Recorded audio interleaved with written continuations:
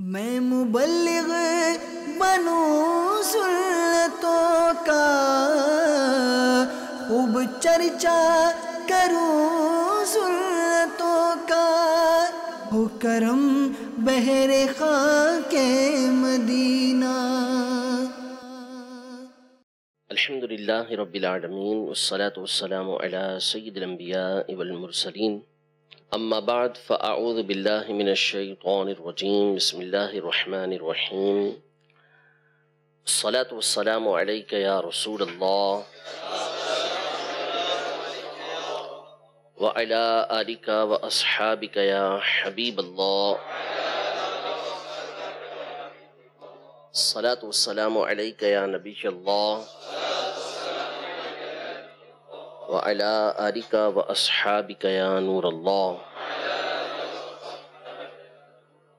بیان کا جو مقصود ہے وہ سب کے سامنے واضح ہے کہ نبی پاک صاحب الاولاق نبی آخر الزمان صلی اللہ تعالی علیہ وآلہ وسلم کی ختم نبوت کے تحفظ کے حوالے سے جو 7 ستمبر کو ایک خاص اہمیت حاصل ہے، اس کو اجاگر کرنے کے لیے اور تحفظ ختم نبوت کے لیے جو ایک بہت بڑا قدم اٹھایا گیا، اس کو واضح کرنے کے لیے اس اجتماع اور بیان کا بھی ہمارے یہاں اہتمام کیا گیا ہے۔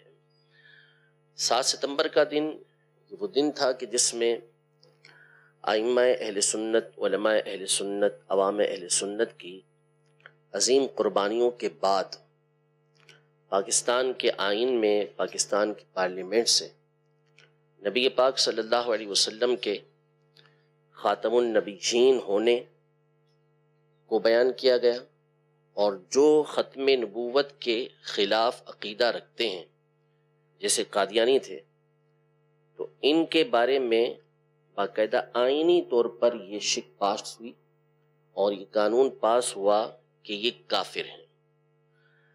یہاں چند باتیں میں اس حوالے سے گوش گزار کرنے سے پہلے یہ بیان کر دوں کہ یہ پاکستانی قانون کا بیان ہے، پاکستان کی پارلیمنٹ کے ایک آئین کے پاس ہونے کا بیان ہے کہ اس میں جو شک پاس ہوئی اس کو بیان کیا گیا، ورنہ نبی پاک صلی اللہ علیہ وسلم کی ختم نبوت کے بارے میں چاہے قادیانی ہو یا اس سے پہلے کوئی ہو یا بعد میں کوئی آئے، ادنا شک ایک وہم بھی نبی پاک صلی اللہ علیہ وسلم کی ختم نبوت کے حوالے سے اس کے خلاف رکھتا ہے تو ایسا شخص یہ ہمیشہ سے کافر ہے، دائرہ اسلام سے خارج ہے۔ یہ کوئی نئی چیز نہیں تھی، اس اعتبار سے کہ جو اصول شریعت ہے، شریعت کا جو قانون ہے، شریعت کا جو حکم ہے وہ پہلے سے واضح تھا۔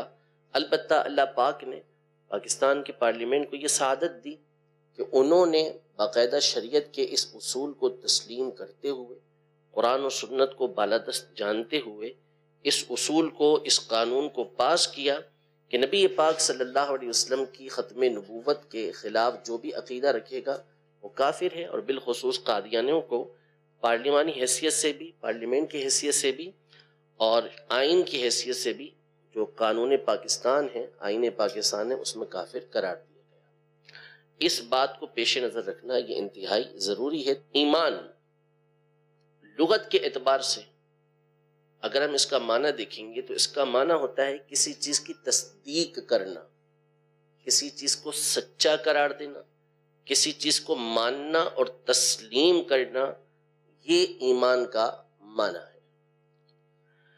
اصطلاح شریعت کے اندر، شریعت کی روشنی میں اگر ہم اس کی تعریف کو دیکھیں گے تو حاصل کلام اس تعریف کا جو امام اہل سنت الشاہ امام احمد رضا خان رحمۃ اللہ تعالی علیہ نے بیان فرمایا وہ ہے کہ تصدیق النبی صلی اللہ علیہ وسلم فیما جاء عن ربہ عز وجل وصلی اللہ علیہ وسلم، کہ نبی پاک صلی اللہ تعالی علیہ وآلہ وسلم جو کچھ بھی اللہ کی جناب سے لے کر آئے، جو پیغام اللہ پاک کی طرف سے لے کر آئے، جن باتوں کو اللہ پاک کی طرف سے لے کر آئے، ان تمام باتوں میں نبی پاک صلی اللہ علیہ وسلم کو سچا جاننا، یہ ہے ایمان، یہ ہے ایمان، جس کو دوسرے لفظوں میں یوں بھی کہا جاتا ہے کہ تمام ضروریات دین کی تمام ضروری باتوں کا اعتقاد رکھنا، ان کو تسلیم کرنا، ان کو ماننا، اس کا نام ایمان ہے۔ ضروریات دین کی تصدیق کرنا، ان کو تسلیم کرنا، ان کو ماننا، اس کا نام ایمان ہے۔ کوئی شخص بھی اگر کسی بھی دینی ضروری بات کا انکار کرے تو وہ دین اسلام کا انکار کرنے والا ہے، اس کی بات کو تسلیم نہ کرنے والا ہے، اور ایسا شخص یہ اسلام سے تعلق رکھنے والا نہیں۔ ضروریات دین کیا ہیں؟ دین کی وہ ضروری باتیں کہ جن کی حقانیت کو، جن کے سچا ہونے کو ہر خاص و عام جانتا ہے، جن کے حقانیت کو، جن کی سچائی کو، اور کہ یہ دین سے تعلق رکھنے والی بات ہے، اس کو ہر خاص اور عام شخص جانتا ہے۔ خاص سے مراد علماء، کہ جو علماء ہیں، اہل علم ہیں، وہ اس بات کو جانتے ہیں، اور عام سے مراد وہ افراد کہ جو علماء کی صحبت میں آتے جاتے رہتے ہیں، علماء کی صحبت میں آتے جاتے رہتے ہیں، جن کا تعلق علماء کے ساتھ، اہل علم کے ساتھ رہتا ہے، تو یہ تمام کے تمام اس بات کو جانتے ہیں کہ یہ دین کی ضروری بات ہے، تو ایسی چیز کو ضروریات دین کہا جاتا ہے۔ جیسے اللہ پاک کا ہونا، اللہ پاک کا ہونا کہ ہر مسلمان جانتا ہے کہ اللہ پاک ہے، اللہ پاک کا ایک ہونا، وحدہ لا شریک ہونا، اس کا کوئی شریک نہیں، تمام کے تمام انبیاء کرام علیہم السلام کا حق ہونا، پانچوں نمازوں کا فرض ہونا، صاحب نصاب پر زکوٰۃ کا فرض ہونا، روزے کا فرض ہونا، صاحب استطاعت پر حج کا فرض ہونا، زنا کا، چوری کا حرام ہونا، رشوت کا حرام ہونا، سود کا حرام ہونا، یہ تمام چیزیں کیا ہیں؟ ضروریات دین میں سے ہیں کہ جن کو ہر خاص و عام بخوبی جانتا ہے۔ اگر کوئی شخص بھی اس کے برخلاف اعتقاد رکھتا ہے، نظریہ رکھتا ہے، عقیدہ رکھتا ہے، تو ایسا شخص کیا ہو جائے گا؟ دار اسلام سے خارج ہو جائے گا۔ اللہ پاک کو واحد ماننا، یعنی ایک تو ہے اللہ پاک کی ذات کو تسلیم کرنا، اللہ پاک کی ذات کو تسلیم کرنا، اس بات کو ماننا کہ اللہ ہے، اللہ معبود ہے، اللہ تبارک و تعالی خالق ہے، اس بات کو ماننا کیا ہے؟ ضروری ہے۔ اگر کوئی اس کے برخلاف اعتقاد رکھتا ہے، نعوذ باللہ اللہ کو معبود نہیں مانتا، یا اللہ تبارک و تعالی کو خالق نہیں مانتا، تو کیا ہو جائے گا؟ کافر ہو۔ لیکن اگر کوئی شخص اللہ پاک کے علاوہ کسی اور خدا کا اعتقاد رکھتا ہے تو بھی وہ کافر ہو جائے گا۔ کہ ہمیں اس بات کا یہ یقینی علم ہے کہ جس طرح اللہ پاک معبود ہے تو وہی معبود ہے، اس کے علاوہ دوسرا کوئی معبود نہیں ہے، تو اللہ پاک کو ماننا اور ساتھ میں اس کی وحدانیت کو ماننا بھی کیا ہے؟ ضروری ہے۔ اسی طرح نبی پاک صلی اللہ تعالی علیہ وسلم کو نبی ماننا کیا ہے؟ ضروری ہے۔ جو شخص نبی پاک صلی اللہ علیہ وسلم کو نبی نہ مانے تو وہ کافر ہو جائے گا، مومن نہیں رہے گا، مسلمان نہیں رہے گا۔ تو جس طرح نبی پاک صلی اللہ تعالی علیہ وآلہ وسلم کو نبی ماننا یہ ضروری ہے، اسی طرح نبی پاک صلی اللہ علیہ وسلم کو خاتم النبیین یعنی آخری نبی ماننا بھی ضروری ہے۔ جس طرح اللہ پاک کو معبود ماننا ضروری ہے، ساتھ ہی کیا ماننا ضروری ہے؟ کہ وہ اکیلا ہی معبود ہے، اس کے علاوہ دوسرا کوئی معبود، یہ دونوں باتیں ضروریات دین میں سے ہیں۔ تو اسی طرح نبی پاک صلی اللہ علیہ وسلم کو نبی تو تسلیم کرنا ہے، لیکن ساتھ ہی ساتھ کیا تسلیم کرنا ہے؟ کہ آپ آخری نبی ہیں، نبوت کا دروازہ آپ کے اوپر بند ہو گیا۔ یہ چیز بھی کیا ہے؟ ضروریات دین سے تعلق رکھتی ہے، اور ضروریات دین کو ماننے کا نام کیا ہے؟ ایمان۔ اس کے برخلاف اگر کوئی ایک چیز کا بھی اعتقاد رکھتا ہے تو وہ ایمان سے خارج ہو جاتا ہے۔ کچھ باتیں جو ہیں وہ اپنے 2 سال پہلے جو میں نے بیان کیا تھا اس میں بڑی تفصیل کے ساتھ قرآن کی آیات سے اس مسئلے کو ثابت کیا تھا۔ آج بھی انشاءاللہ کچھ اسی حوالے سے باتیں میں آپ کے سامنے مختلف انداز میں بیان کرنے کی کوشش کروں گا، انشاءاللہ سنیں گے تو عشق رسول میں اضافہ ہوگا انشاءاللہ۔ ہمارے علماء نے جہاں انبیاء کرام علیہم السلام کے بارے میں مختلف اعتقاد بیان کیے ہیں، یعنی ہم نے انبیاء کرام علیہم السلام پر ایمان لانا ہے، ہم کہتے ہیں آمنت باللہ و ملائکتہ و کتبہ و رسولہ، تمام رسولوں پر ہم کیا لاتے ہیں؟ ایمان لانا۔ ایک ہے یہ ایمان لانا اجمالی، لیکن ساتھ ہی ساتھ ہمیں ان کی کئی باتوں پر اعتقاد رکھنا یہ ضروری ہے۔ جیسے مثال کے طور پر تمام کے تمام انبیاء کرام علیہم السلام سچے تھے، ان پر ایمان لانے کے ساتھ کیا اعتقاد رکھنا ضروری ہے کہ وہ سچے تھے، جھوٹ سے پاک تھے۔ اگر کوئی کسی نبی علیہ الصلوۃ والسلام کے بارے میں یہ تصور کرتا ہے کہ نعوذ باللہ وہ جھوٹے تھے تو وہ دائرہ اسلام سے خارج ہو جائے گا۔ اسی طرح تمام کے تمام انبیاء کرام علیہم السلام کے بارے میں یہ اعتقاد رکھنا ضروری ہے کہ ان کو جس بات کے پہنچانے کا حکم دیا گیا انہوں نے وہ تمام کی تمام باتیں آگے پہنچا دی، جس بات کی تبلیغ کا حکم دیا گیا انہوں نے اس بات کی تبلیغ لوگوں تک کر دی۔ یہ اعتقاد رکھنا ضروری ہے۔ اگر اس کے برعکس کوئی عقیدہ رکھتا ہے کہ نعوذ باللہ انبیاء کرام علیہم السلام کو جن باتوں کو بیان کرنے کا، جن کی تبلیغ کرنے کا حکم دیا گیا تھا اس کے برخلاف انہوں نے کیا ہے تو اس صورت میں، یا چھپا لیا اس میں سے کسی چیز کو، تو اس صورت میں بندہ دائرہ اسلام سے خارج ہو جائے گا۔ انبیاء کرام علیہم السلام کی نبوت کا سلب ہو جانا، یعنی جس کو نبوت دے دی گئی اب اس کی نبوت اس سے واپس لے لی جائے، اگر کوئی یہ عقیدہ رکھتا ہے تو یہ بھی کفر ہے۔ یہ بھی کیا ہے؟ کفر ہے۔ تو علماء نے اس حوالے سے بہت ڈیٹیل کے ساتھ گفتگو کی ہے کہ انبیاء کرام علیہم السلام کے بارے میں ایک تو اجمالی عقیدہ ہے کہ ان کے ذات پر، ان کے حق ہونے پر عقیدہ اعتقاد رکھنا ہے، ساتھ ہی ساتھ ان کے کچھ حقوق اور کچھ باتیں بیان کی ہیں کہ ان چیزوں پر اعتقاد رکھنا ہے۔ تمام کتابوں کے اندر آپ دیکھیں گے کہ جب مطلقاً انبیاء کرام علیہم السلام کا بیان ہو جاتا ہے کہ ہمیں ان کے اوپر کیا کیا چیزیں اعتقاد رکھنی ہیں، کن کن چیزوں کے بارے میں ان کے حوالے سے عقیدہ رکھنا ہے، پھر اس کے بعد ایک خصوصی باب باندھا جاتا ہے، ایک خصوصی باب باندھا جاتا ہے اور خصوصی بات ذکر کی جاتی ہے کہ یہ تو تھے تمام انبیاء کرام علیہم السلام کے بارے میں اعتقادات، لیکن اس کے علاوہ کچھ اعتقاد وہ ہیں جو خاص نبی کریم صلی اللہ علیہ وسلم کے بارے میں رکھے جائیں گے، خاص نبی پاک صلی اللہ علیہ وسلم کے بارے میں رکھے جائیں گے۔ جیسے حضور اکرم صلی اللہ علیہ وسلم کے بارے میں یہ عقیدہ بیان کیا جاتا ہے کہ آپ تمام مخلوق کی طرف رسول بنا کر بھیجے گئے، تمام مخلوق کی طرف رسول بنا کر بھیجے گئے۔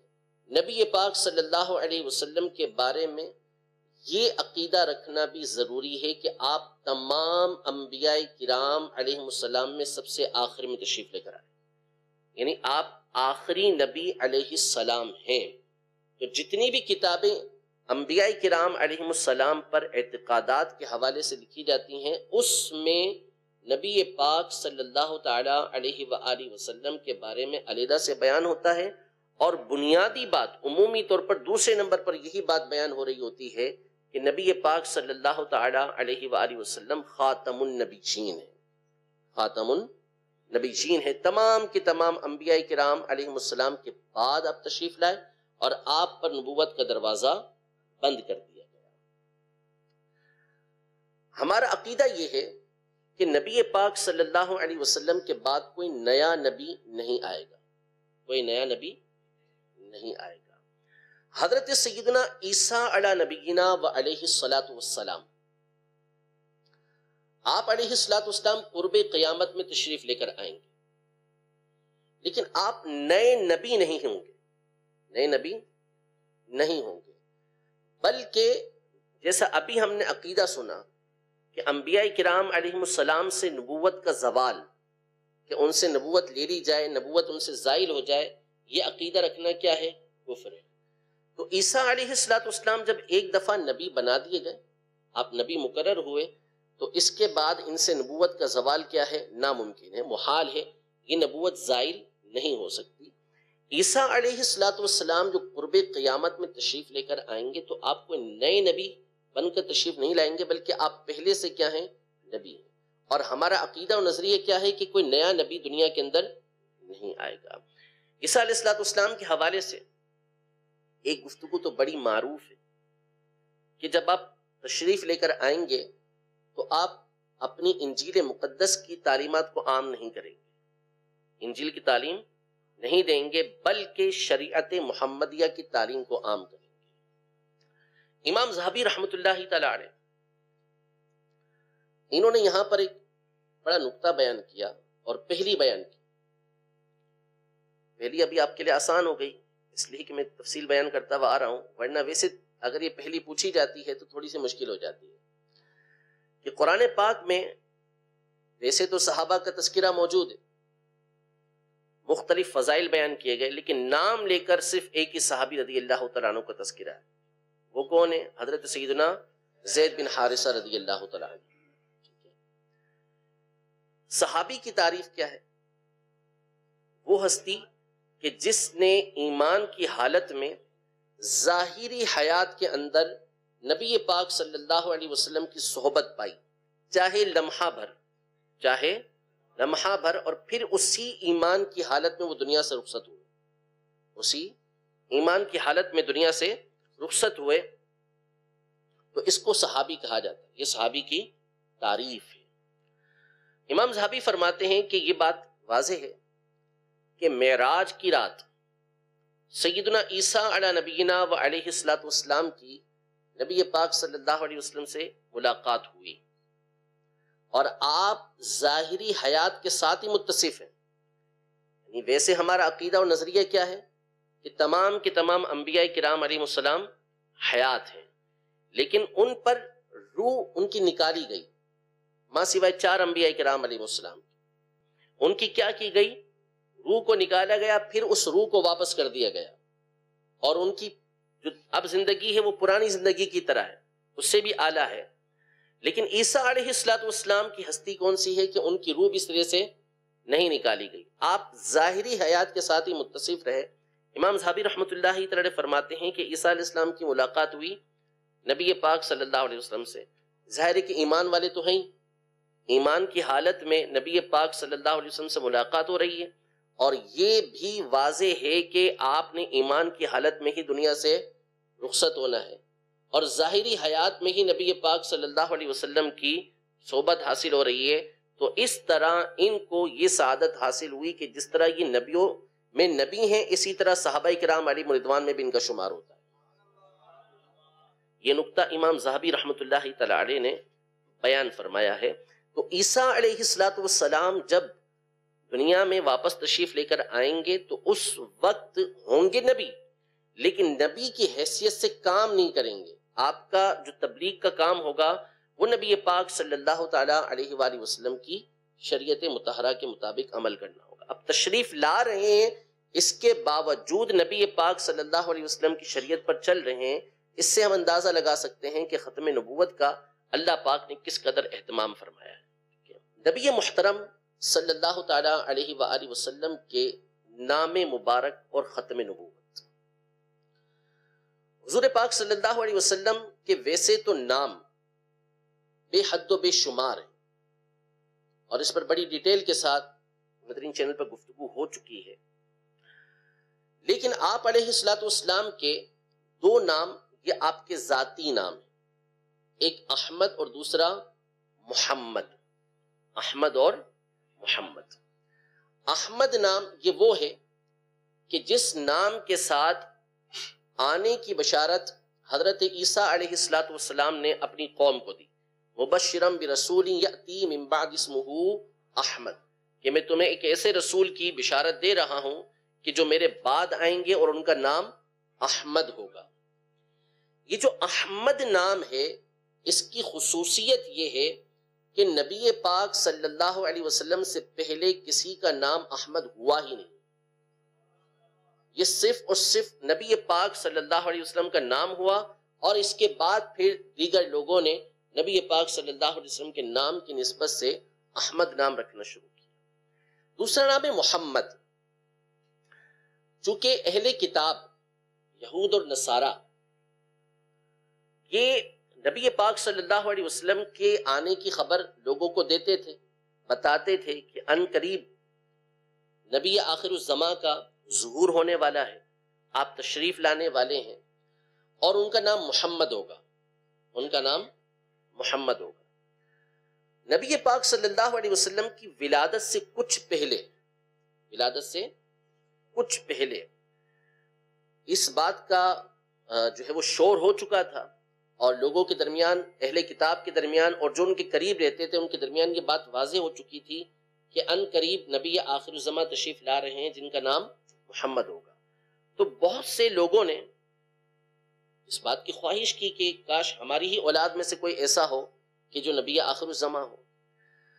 تو کچھ افراد نے اپنے بچوں کے نام محمد رکھے،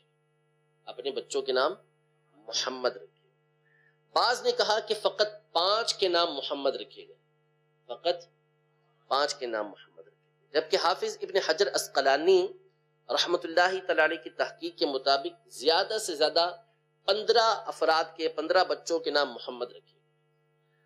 اب حضرت عیسیٰ علیہ السلام اور نبی پاک صلی اللہ علیہ وسلم کے درمیان ان کے علاوہ کوئی فرد نہیں گزرا کہ جس کا نام کیا ہو؟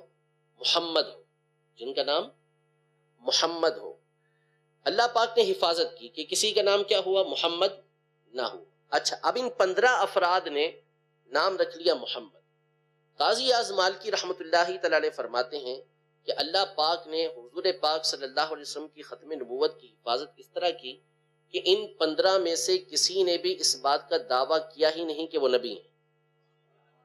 یعنی شبہ پیدا ہوتا اس وقت اہل کتاب نے جو بیان کیا تھا، اس وقت کوئی بات کی جا سکتی نا کہ ان میں سے کوئی کہتا کہ میں نعوذ باللہ نبی ہوں، تو بات ہو جاتی کہ چلے بھائی یہ وہ محمد وہ ہیں جس کی بشارت جو ہے وہ اہل کتاب دیتے ہوئے آئے. اول تو ان 15 میں سے کسی نے بھی خود نبوت کا دعویٰ نہیں کیا. اچھا، بعض اوقات ایسا ہوتا ہے کہ خود دعویٰ نہیں کیا تو دوسرے دعویٰ کرنا شروع کر دیتے ہیں کہ یہ نعوذ باللہ نبی ہے، یا یہ فلاں ہے، یا یہ فلاں ہے. اللہ پاک نے حفاظت اس طرح فرمائی کہ کسی نے بھی ان کے بارے میں دعویٰ کیا ہی نہیں کہ یہ نبی ہیں، ان میں سے نبی ہیں، کسی نے بھی اس بات کا دعویٰ کیا نہیں، دوسرے نے بھی دعویٰ نہیں کیا ان کے بارے میں. تیسری بات قاضی اعظم مالکی رحمت اللہ تعالی فرماتے ہیں کہ کوئی ایسی بات ان کے اندر پائی نہیں گئی کہ جس سے شبہ پیدا ہوتا کہ یہ نبی ہیں. یعنی ہر طرح سے اللہ پاک نے نبی پاک صلی اللہ تعالی علیہ وآلہ وسلم کی ختم نبوت کی حفاظت فرمائی. آپ علیہ الصلوۃ والسلام نے اپنے 5 نام ذکر کیے. آپ فرماتے ہیں ان لی اسماء، میرے کچھ نام ہیں. انا محمد، میں محمد ہوں. وانا احمد، میں احمد ہوں. وانا الماحی الذی یمحو اللہ بی الکفر، میں ماحی ہوں، مٹانے والا، وہ مٹانے والا کہ جس کے ذریعے اللہ نے کفر کو مٹایا. وَأَنَا الْحَاشِرُ الَّذِي يُحْشَرُ النَّاسُ عَلَىٰ قَدَمِي، میں حاشر ہوں، اٹھایا جانے والا ہوں، وہ حاشر ہوں کہ میرے قدموں پہ لوگوں کو اٹھایا جائے گا. یعنی پہلے مجھے اٹھایا جائے گا اور میرے قدموں کے نشانات کے پیچھے پیچھے لوگوں کو اٹھایا جائے گا. فرماتے ہیں وَأَنَا الْعَاقِبُ الَّذِي لَيْسَ بَعْدَهُ نَبِيٌّ، میں عاقب ہوں، اور عاقب وہ کہ جس کے بعد کوئی نبی نہیں ہے. یعنی اللہ پاک نے نبی پاک صلی اللہ علیہ وسلم کو نام عطا فرمایا عاقب، اور عاقب کا معنی کیا ہوتا ہے؟ آخر میں آنے والا جس کے بعد کوئی نبی نہیں ہے. تو نام بھی اللہ پاک نے نبی پاک صلی اللہ علیہ وسلم کو وہ عطا فرمائے کہ جو دوسروں کے نہیں تھے، اور ایسے نام عطا فرمائے کہ جس میں ختم نبوت کی طرف ہمیں واضح طور پر اشارے مل رہے ہوتے ہیں. نبی پاک صلی اللہ تعالی علیہ وآلہ وسلم کے خصائص اور ختم نبوت. خصائص یعنی وہ خصوصیتیں جو اللہ پاک نے صرف اور صرف نبی پاک صلی اللہ علیہ وسلم کو عطا فرمائی، کسی دوسرے کو نہیں ملی۔ بعض نے کہا کہ نبی پاک صلی اللہ علیہ وسلم کی خصوصیتیں 6 ہیں، بعض نے کہا کہ خصوصیتیں 100 ہیں، بعض نے کہا کہ 200 ہیں، بعض نے کہا 250 ہیں، بعض نے کہا 300 ہیں۔ لیکن اعلیٰ حضرت امام اہل سنت رحمۃ اللہ تعالی علیہ ارشاد فرماتے ہیں کہ میں نے 90 اجزاء کے اندر، 90 اجزاء میں شیخین کریمین یعنی سیدنا ابو بکر صدیق رضی اللہ تعالی عنہ اور حضرت عمر رضی اللہ تعالی عنہ، ان کے فضائل کو لکھا ہے۔ جز کا مطلب ایک رسالہ، 90 اجزاء کے اندر میں نے ان کے فضائل کو لکھا ہے، وہ بھی پورا نہ ہوا۔ تو یہ یعنی نبی کریم صلی اللہ تعالی علیہ وآلہ وسلم تو وہ بحر نا کنار ہے، یعنی یہ تو وہ سمندر ہے کہ جس کا کوئی کنارہ ہی نہیں ہے۔ ان کے خصائص و فضائل کو بیان کرنے کے لیے تو جلدیں بھی کافی نہیں، اتنا کچھ اس پہ لکھ دیا جائے۔ علامہ جلال الدین سیوطی شافعی رحمۃ اللہ تعالی علیہ، انہوں نے کتاب لکھی الخصائص الکبریٰ کے نام سے، یعنی وہ خصوصیتیں جو نبی پاک صلی اللہ علیہ وسلم کو اللہ پاک نے عطا فرمائی، کسی دوسرے کو نہیں ملی۔ اس میں جو لکھی ہوئی خصوصیات ہیں ان کی تعداد 250 ہے، ان کی تعداد 250 ہے۔ لیکن علامہ سیوطی رحمۃ اللہ تعالی علیہ فرماتے ہیں کہ مجھے 20 سال ہو گئے، مجھے آپ کی کتاب الفارق بین المصنف والسارق، مصنف اور سارق کے درمیان فرق کرنے والی کتاب، اس میں آپ فرماتے ہیں 20 سال سے میں حدیثوں کی کتابیں، تفسیروں کی کتابیں، فقہ کی کتابیں، سیرت کی کتابیں، نحو کی کتابیں، اصول کی کتابیں پڑھتا ہوا آ رہا ہوں اور مسلسل نبی پاک صلی اللہ علیہ وسلم کی خصوصیات کو جمع کرتا ہوا۔ حالانکہ آپ کی جو وسعت نظری تھی اور جس قدر آپ کا مطالعہ تھا، اعلیٰ حضرت فرماتے ہیں کہ ان کے بعد ان جیسا کوئی عالم حدیث آیا ہی نہیں، حدیث کا جاننے والا ان جیسا دوسرا کوئی آیا نہیں ہے۔ لیکن اس کے باوجود 20 سال گزر چکے ہیں، نبی پاک صلی اللہ علیہ وسلم کی خصوصیات کو یہ مکمل جمع نہیں کر سکے، مسلسل کیے جا رہے ہیں۔ نبی پاک صلی اللہ علیہ وسلم نے جو اپنی خصوصیتیں خود بیان کی، صحیح مسلم شریف کی حدیث مبارکہ ہے، آپ علیہ الصلوۃ والسلام ارشاد فرماتے ہیں کہ فضلت علی الانبیاء بست، مجھے 6 چیزوں کے ذریعے انبیاء کرام علیہم السلام پر فضیلت دی گئی۔ 6 چیزوں کے ذریعے انبیاء کرام علیہم السلام پر فضیلت دی گئی۔ 6 چیزیں کیا ہیں؟ نمبر 1 جوامع الکلم کے ذریعے، یعنی ایسے کلمات کے ذریعے کہ جو ہوں تھوڑے سے لیکن باتیں اس کے اندر بہت ساری ہوں۔ اور مجھے روب کے ذریعے، یعنی میرا روب 1 مہینے دور میرا دشمن ہو تو اس کے دل کے اندر پڑا ہوا ہوتا ہے، اس ذریعے سے میری مدد کی گئی، یہ فضیلت مجھے دی گئی۔ غنیمتیں میرے لیے حلال کی گئیں اور زمین کو میرے لیے مسجد اور پاکی کا ذریعہ بنا دیا گیا، اور مجھے تمام مخلوق کی طرف نبی بنا کر بھیجا گیا، ارسلت الی الخلق کافہ۔ اور 6ٹھی خصوصیت نبی پاک صلی اللہ علیہ وسلم بیان کرتے ہیں۔ آپ اہل علم میں جانتے ہیں کہ خاصے کا مطلب کیا ہوتا ہے؟ ما یوجد فیہ ما لا یوجد فی غیرہ، جو کسی شخص کے اندر، کسی ذات کے اندر پایا جائے جو دوسرے کے اندر نہ پایا جائے۔ تو 6ٹھی چیز بیان کی کہ وَخُتِمَ بِیَ النَّبِیُّونَ، اللہ پاک نے مجھے خاتم الانبیاء بنایا، یعنی مجھ پر نبوت کو اللہ پاک نے ختم فرما دیا۔ مہر نبوت اور ختم نبوت،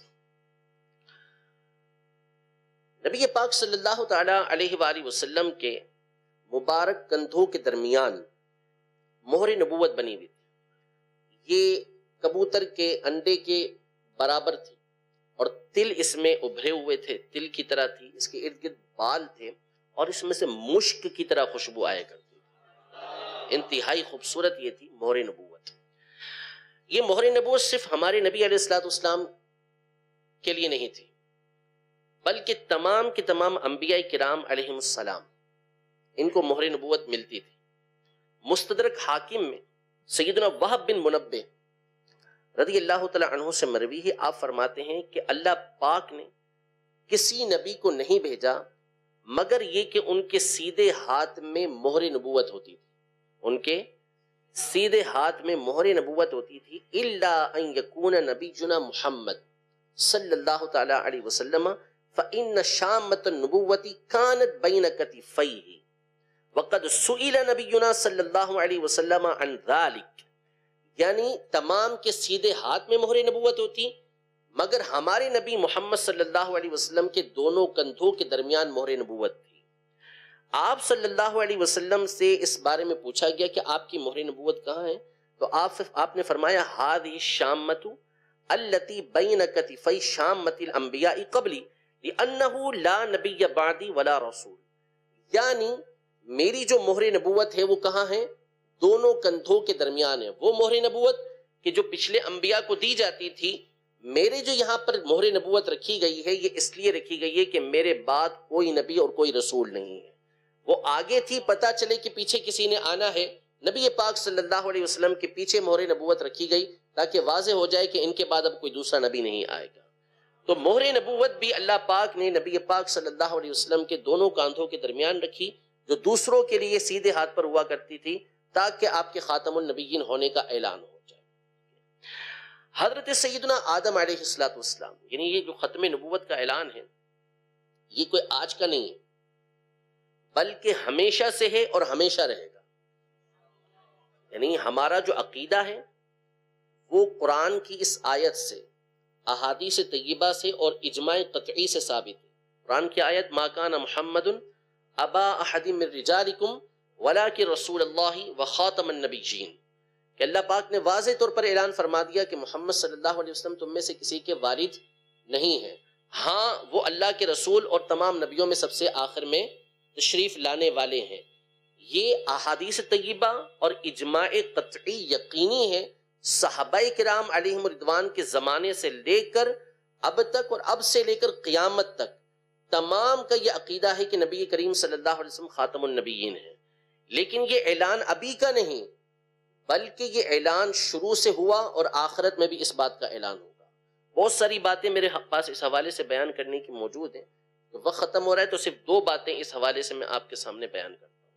ایک یہ کہ حضرت سیدنا آدم علی نبینا و علیہ الصلاۃ والسلام جب آپ نے وہ درخت سے کھا لیا جس سے آپ کو منع کیا گیا تھا، اور پھر اس کے بعد آپ نے اللہ پاک کی بارگاہ میں ایک عرصے تک گریہ وزاری کی، توبہ کی، آخر میں آپ نے نبی پاک صلی اللہ علیہ وسلم کا وسیلہ اللہ کی بارگاہ میں پیش کیا تو آپ کی اس توبہ کو قبول کیا گیا۔ اللہ پاک جو سب کچھ جانتا ہے، اس کے بعد بھی اس نے حضرت آدم علیہ السلام سے یہ ارشاد فرمایا کہ تمہیں محمد صلی اللہ علیہ وسلم کے بارے میں کیسے پتا چلا؟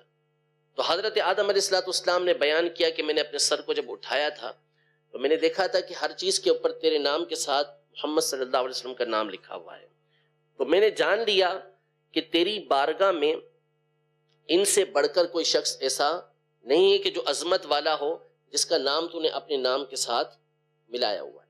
اللہ پاک نے ارشاد فرمایا کہ یا آدم، اے آدم، انہو آخر النبیین من ذریتک، آپ کے دیگر فضائل الگ بیان کیے کہ اگر تو نہ ہوتا، اگر یہ نہ ہوتے تو میں تمہیں بھی پیدا نہ کرتا، تم یہ نہ ہوتے تو میں تمہیں بھی پیدا نہ کرتا، لیکن ساتھ ہی ساتھ اللہ پاک نے کس بات کا اعلان فرمایا کہ انہو آخر النبیین من ذریتک، کہ یہ تیری اولاد میں سے سب سے آخری نبی ہے۔ یعنی ابھی تشریف نہیں لائے نبی پاک صلی اللہ علیہ وسلم، لیکن اس سے پہلے کیا ہو رہا ہے؟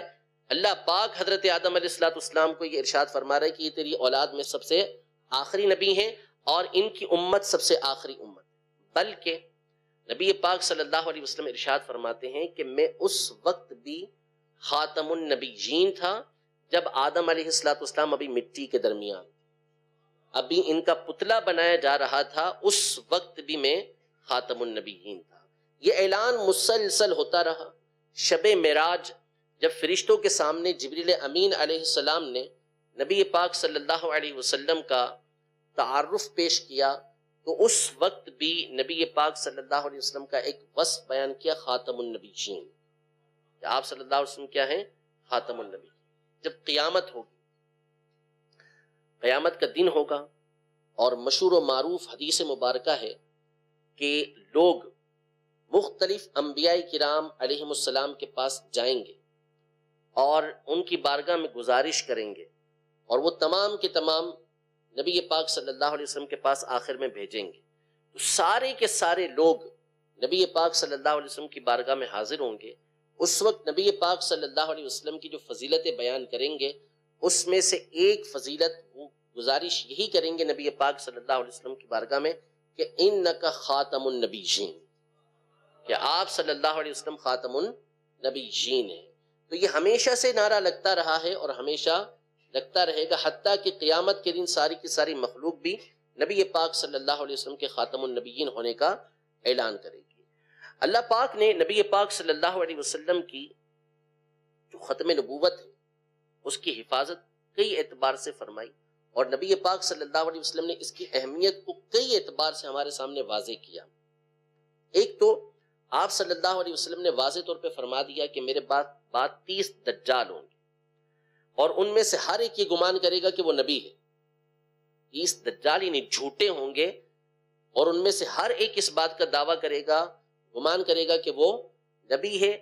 وَأَنَا خَاتَمُ النَّبِيِّينَ لَا نَبِيَّ بَعْدِ، لیکن سن لو کہ میں خاتم النبیین ہوں، میرے بعد کوئی نبی نہیں ہے. آپ علیہ السلام نے فرمایا میری اور مجھ سے پہلے والے انبیاء کرام علیہ السلام کی مثال ایک خوبصورت گھر کی طرح ہے. لوگ جس کے گرد گھوم رہے ہیں اس پر تعجب کر رہے ہیں، اس کی تعریف کر رہے ہیں، لیکن ایک اینٹ کے بارے میں پوچھتے ہیں کہ یہ اینٹ کی جگہ کیوں خالی ہے، اور سن لو کہ میں وہ اینٹ ہوں. تو جب میری اینٹ اس میں لگ گئی، یعنی نبی پاک صلی اللہ علیہ وسلم اس میں آ گئے، تو اب وہ مکان مکمل ہو گیا. اس کے بعد اس میں کسی طرح کی کسی زیادتی کی گنجائش نہ رہی. ٹھیک ہے، تو طرح طرح سے نبی پاک صلی اللہ علیہ وسلم نے اس کو بیان فرمایا، حتیٰ کہ بعض صحابہ کرام علیہم رضوان ان کا مقام و مرتبہ انتہائی بلند و بالا، جیسے حضرت سیدنا عمر رضی اللہ تعالیٰ عنہ.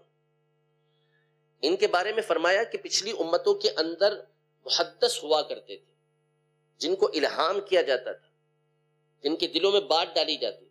حضرت عمر کوئی بات کرتے تھے، 36 کے قریب آیات وہ ہیں کہ جو آپ نے گزارش کی اسی کے مطابق قرآن کی آیتیں نازل ہو گئی.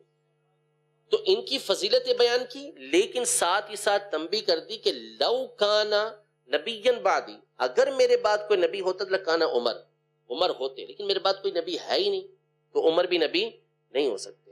حضرت سیدنا مولا کائنات مولا مشکل کشا رضی اللہ تعالیٰ عنہ، ان کو نبی پاک صلی اللہ علیہ وسلم غزوہ تبوک کے موقع پر مدینہ منورہ میں رکھ کر گئے کہ آپ نے پیچھے حفاظت کرنی ہے، تمام چیزوں کو دیکھنا ہے. تو بعضوں نے تانا دیا حضرت علی رضی اللہ تعالیٰ عنہ کو، تو آپ کا دل غمگین ہوا، بارگاہ رسالت میں حاضر ہوئے، عرض کی کہ آپ مجھے عورتوں کے اوپر چھوڑ کے جا رہے ہیں. تو نبی پاک صلی اللہ علیہ وسلم نے ارشاد فرمایا کہ اے علی، کیا تم اس بات پر راضی نہیں ہو؟ ہمارا آپس میں تعلق ہے وہ ایسے ہی ہے جیسے ہارون علیہ السلام اور موسیٰ علیہ السلام کا تھا. یعنی موسیٰ علیہ السلام جس طرح ہارون علیہ السلام کو چھوڑ کے گئے تھے، ویسے ہی میں تمہیں چھوڑ کر جا رہا ہوں. فضائل بیان کیے، لیکن ساتھ ہی ساتھ اس وقت یہ بیان کر دیا کہ وَأَنَا خَاتَمُ النَّبِيِّينَ. فضیلتیں کتنی ہی ہوں، آپ کو جنت میں اللہ پاک ایسا مقام عطا فرمائے گا کہ لوگ حضرت علی کو ایسے دیکھیں گے جیسے زمین والے ستارے کو دیکھتے ہیں، چاہے کتنی فضیلتیں ہو جائیں. فرمایا وَأَنَا خَاتَمُ النَّبِيِّينَ لَا نَبِيَّ بَعْدِي، لیکن اتنا ہے کہ میں خاتم النبیین ہوں، میرے بعد کوئی نبی نہیں. تو ہر ایک کے بارے میں فضیلتیں بیان کی، لیکن ساتھ ہی ساتھ کس بات کو بیان کر دیا کہ شبہ بھی نہ رہے کہ یہ نبی نہیں ہو سکتے. نبوت کا دروازہ نبی پاک صلی اللہ تعالیٰ علیہ وسلم پر اللہ پاک نے بند فرما دیا. اللہ پاک ہمارے اس نظریے کی، اس اعتقاد کی حفاظت فرمائے. بیان کرنے کے لیے اور بہت ساری باتیں موجود ہیں، لیکن الحمدللہ یہ باتیں کافی ہیں، اور یہ ہمارا اجماعی، قطعی اور یقینی اعتقاد اور عقیدہ ہے کہ ہمارے آقا علیہ الصلوۃ والسلام کیا ہیں؟ سب سے آخری نبی ہیں. جو اس کے برخلاف یہ اعتقاد رکھے کہ آپ کے بعد کوئی نبی ہے، وہ کیا ہو جائے گا؟ جو اس بات کو ماننے کہ آپ کے بعد کوئی نبی ہو سکتا ہے، وہ بھی کیا ہے؟ کافر ہو جائے گا. جو اس بات میں شک بھی رکھے کہ آپ کے بعد آپ آخری نبی ہیں، اس میں شک رکھے، ہو سکتا ہے کیونکہ نبی ہو جائے، یقینی طور پہ نہ کہے بلکہ شک کے طور پر کہے، وہ بھی کیا ہو جائے گا؟